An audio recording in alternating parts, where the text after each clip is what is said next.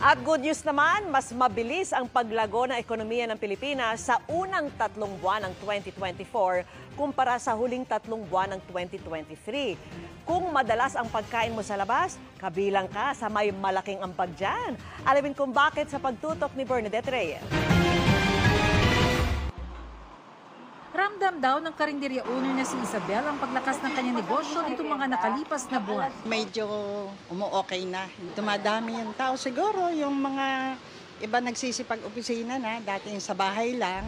Pati ang nagtitinda ng damit na si Liza, ramdam daw ang pagdami na mga bumibili sa kanya kumpara nung mga nakaraang taon. Medyo lumalakas-lakas na rin po siya after ng pandemic. Dahil po nagkaroon na ng trabaho yung karamihan, nakakabili-bili na sila.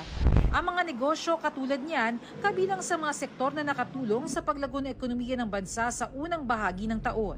Ang services ay nagtala ng may pinakamataas na kontribusyon na may 4.2 percentage points. Ang accommodation and food service activities ay nagtala ng may pinakamataas na paglago na nasa 13.9% sa unang quarter ng taong 2024. Ito ay sinundan ng financial and insurance activities na tumaas ng 10%. 5.7% ang naitalang GDP growth rate sa unang 3 buwan ng 2024. Ito yung kabuuan ng mga produkto at serbisyo na nalikha sa loob ng bansa.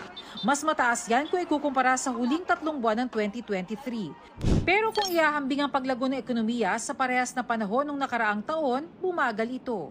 Isa sa mga nakikitang dahilan ng NEDA ang mas mahinang paggastos ng mga households, pati ang paggastos ng pamahalaan. Ang pamilya Valencia nga halimbawa, todo tipid daw dahil sa taas ng presyo ng mga bilihin.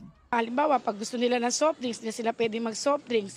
Pag gusto nila ng juices, hindi sila pwede mag-juices kasi napakamahal na. Pag nagpasyal ka na lang, dito na lang sa park, maglaro na lang sila dyan ng basketball. We must acknowledge the moderate growth in our domestic demand, which reflected less favorable business sentiment. Construction slowed down, no doubt affected by prolonged periods of extreme heat. Household spending also slowed due to elevated prices of major food items and the heat wave. Para sa GMA Integrated News, Bernadette Reyes, Nakatuto, 24 Oras.